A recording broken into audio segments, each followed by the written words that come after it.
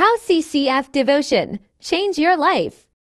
I'm so blessed, not only physically, financially, but also spiritually dahil sa mga pastors natin na very anointed na nag-share. Napapagpala po tayong lahat. Lalo na po ako dahil nagagamit ko rin po yung mga na sinishare nila, na i-share ko rin sa local church namin, sa mga kananayan, sa mga grupo ko, mga kabataan, encourage sila na magpatuloy. Tulad po natin na manatili po tayo dahil totoo po na tapat ang ating Panginoon.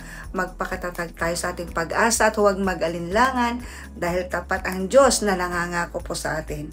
Tapat siya sa kanyang mga pangako. Kaya nga po, sa oras na to na ginagawa tong video clips, yung pangako po ng Lord na ibibigay po niya ang lahat.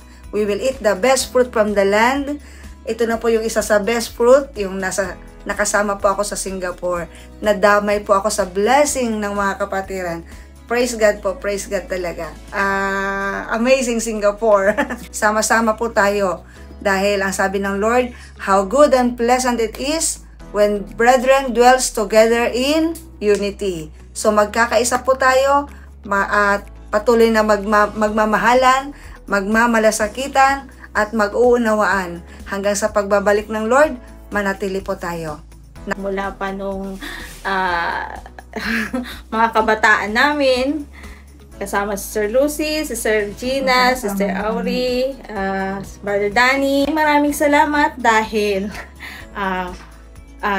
yung mga dati kong naging kasama ay nagpatuloy na naging kasama ko hanggang makarating kami rito sa Singapore, na hindi ko inaasahan na ang biyaya ng Diyos ay talagang dumadaloy basta't manatili ka lamang na nagpupuri at nagpapasalamat sa Kanya, maging tapat ka lang at manatili sa pananampalataya sa Diyos. Kaya maraming salamat sa bawat isa. Happy anniversary for everyone. Amen. Praise the Lord. Hallelujah. Happy 4 years anniversary sa Koto Christian Fellowship. Praise the Lord kasi naging bahagi ako dito sa grupong ito at talagang napakalaking blessing ito sa aking buhay kasi mas naging matatag, mas naging malakas ang aking pananampalataya kasi sa araw-araw nating pakikinig ng salita ng Diyos, tunay nga na yung pagbabago, yung kakulangan sa buhay ko ay napunan ito. At na masasabi ko rin na mas naging malawak yung pangunawa ko, especially sa ibang tao.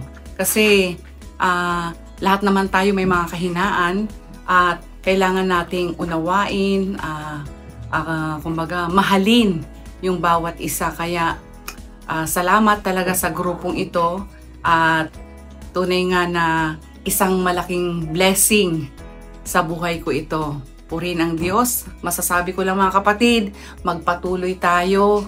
Huwag tayong patitinag katulad ng sinabi ng salita ng Diyos. Let us not be unmovable, always abounding in the work of the Lord, for as much as we know that our labor is not in vain in the Lord. Praise the Lord. Praise God. Press on. Keeping on for Jesus. Amen. Hello, CCF family. I'm so thankful sa grupo dahil nga in this group, ang dami ko nakilalang new friends, mga kapatiran natin as a believers. And, nagkaroon tayo ng we become more stronger, diba, in the Word of God and more conscious to the Holy Spirit na meron tayo. And I thank you dahil nga we share lives in this group. We pray together, we strengthen each other nga, and we have this unity. So my message and wish sa bawat isa nga is we grow more, diba? Looking into Jesus, knowing His fullness, yung perfect as Jesus. And then for us naman, as lumaki tayo and lumago tayo na like Jesus, diba? And we pray and we hope na manatili palagi yung love, yung unity, yung pagkakaisa, and kung meron man tayo mga kapatiran na nagkakamali, let's lift them up, diba? Point them to Jesus and love them. God, diba, will always help us, provide us whatever we need.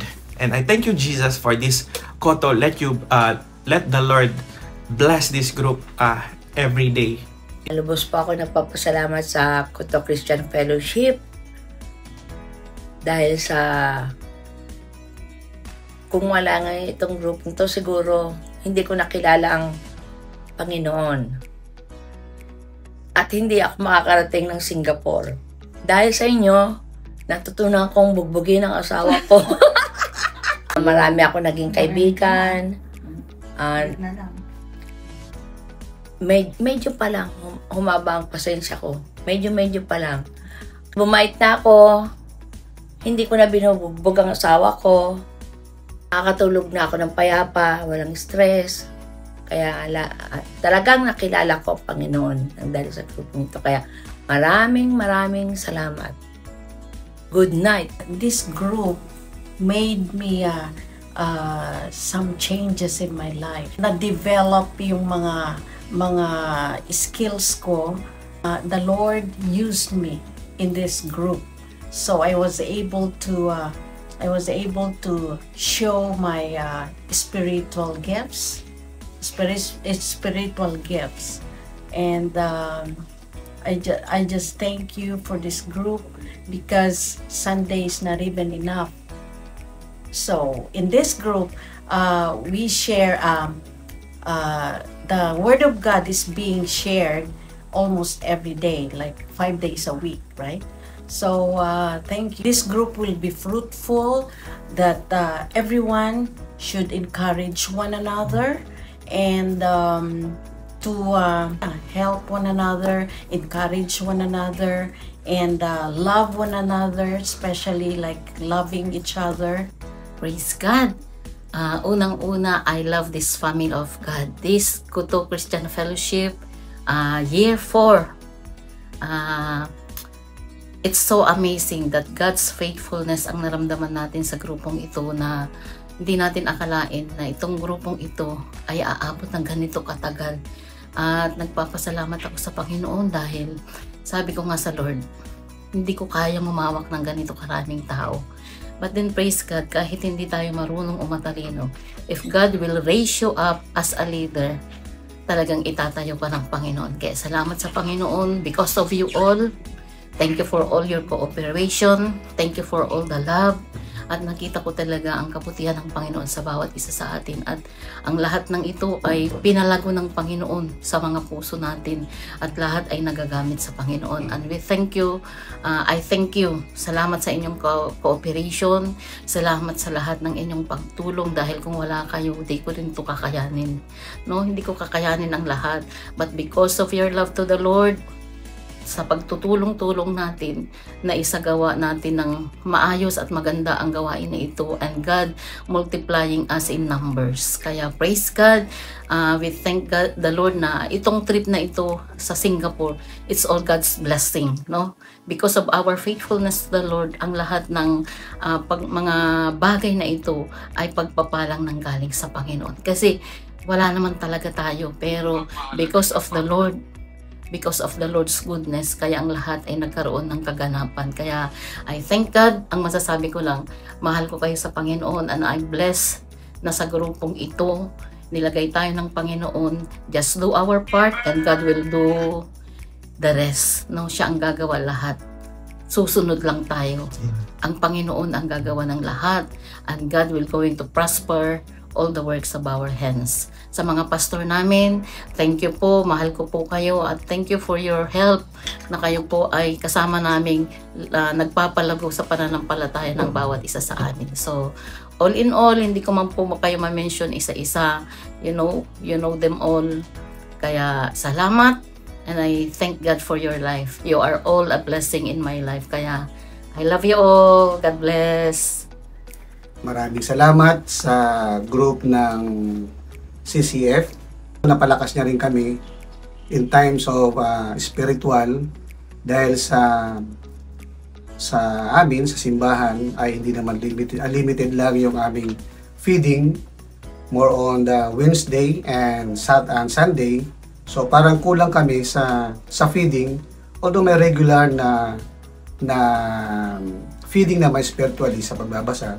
Pero hindi siya enough para mapalakas mo ang spiritual. Kasi hinahanap namin yung nakagistan na ang feeding ay continuous siya. Ang feeding yung nag-upgrade, ginamit niya mga taong ito upang palakasin, patasin at ayusin yung mga bagay na kailangan dapat ayusin spiritually. So siguro sa aking asawa ay mayroon siyang masasabi tungkol naman sa aming CCF4 o sa CCF4 pala. Sa akin naman, I'm thankful to the Lord sa CCF4 na nag-start ito nung pandemic. Oo. Talagang dito din po ako natutong gumising ng maagang maaga. So, yan yung weakness ko talaga na gumising ng maaga. At thankful dahil nagagamit din po yung aming talent, yung binigay ng Lord na nagsusong lead tuwing umaga. At salamat din po sa grupo ng CCF3 kahit na hindi ako taga-kuto. Yes. Naging kuto na rin dahil sa asawa ko. So nakita ko yung friends ng mga taga-kuto talagang lovable, talagang welcome ka. Yung bang akala mo tagal mo na silang friends na tagal mo na silang kilala, pero yung pala talagang yung iba, mga baguhan, talagang yung iba bagong mukha sa akin, hindi ko pa sila nakikita personally. So, ngayon nakita ko na sila, talagang kwela pala kasama. Talagang as in, ako kasi personality ko tahimik. Kapag once na yun lang itanong sa akin, yun lang din ang sagot ko. So, ngayon, naging madaldal na rin dahil sa mga kasamahan ng CCF3 na talagang ang ano nilang magpatawa. So, nahahawa na rin ako. Kaya salamat maging sa mga speakers po natin na ginagamit. Na andyan si Pastor Bayani, si Pastor Andre, si Pastor Alex, Pastor Arnel, yan po. At saka yung mga kapatiran, sila Brother Edward, yung mga ginagamit ng sila Pastor Raam, Pastor Maricel, sino pa ba? Biron. Pastor Biron, at saka si Pastor Noel. At maging ang aming speaker pag Saturday, si Brother Brian. Salamat dahil na-involved din siya dito. So, salamat sa mga speaker na to dahil napa-strengthen din po yung aming spiritual life bilang mag-asawa. So, thankful sa inyong lahat. Happy anniversary sa ating kaya yung mga nag-aspire din, yung panalangin, yung ipinanalangin, yung gusto pang ipanalangin, matutupad po yan dahil po sa Panginoong Diyos. Amen. Kaya ito, dito sa bansang Singapore, ito po blessing. Amen. So, sabi nga ng ating kapatiran na nagsasabi, nilalang na po natin yung blessing o na hinaharvest na po natin yung mga blessing. Thank you din po sa mga sponsors. Sa mga kasamahan po natin, salamat sa sponsor. At sa mga magbibigay ng sponsorship at mag-sponsor ulit. Maraming salamat. Ibabalik na Panginoon. Ibabalik siksik, liglig at umaapaw sa ating CCF4. Bless po. Ay.